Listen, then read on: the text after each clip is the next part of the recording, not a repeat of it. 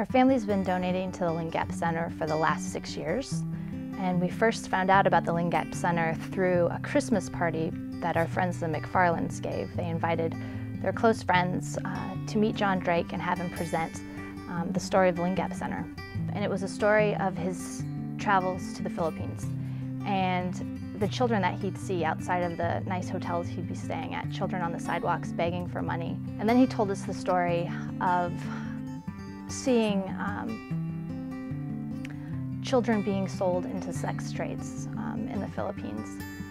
And he showed us the first photos of what the Lingap Center was like. It was built in an old slaughterhouse for pigs, and it wasn't good enough for the slaughterhouse, so they put the abandoned children in it as an orphanage. Then comes John Drake, Tito John as they call him, and lets them know that he's got plans to build this new orphanage for them, new building for them. We are, first of all, helping protect the children from whence they came and falling back into that situation. I do think that down the road, we're affecting the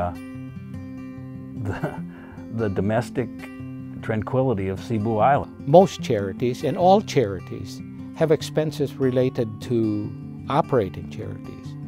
Very few, and I dare say in my experience, Lingap is the first one that I came across, where every dollar that you give goes to the work of the charity.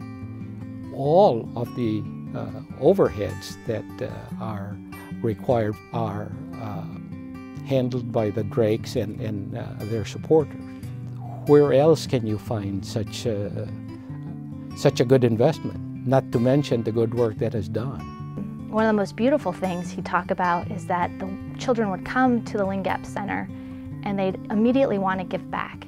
They'd clean their rooms in the morning. They'd get up and they'd do their prayer.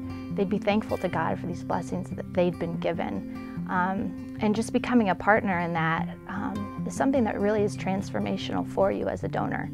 We've been able to follow the stories of these children, see them grow over the last 6 years. And the wonderful thing about being a donor for the Lingap Center is that it pays dividends. You're not just investing in these meals for these children, but they're investing in their lives and their souls. It's very difficult when John presents you with that information, or when you see the plight of those children. You cannot forget it, and you feel it's really imperative to do something about it. And so we did.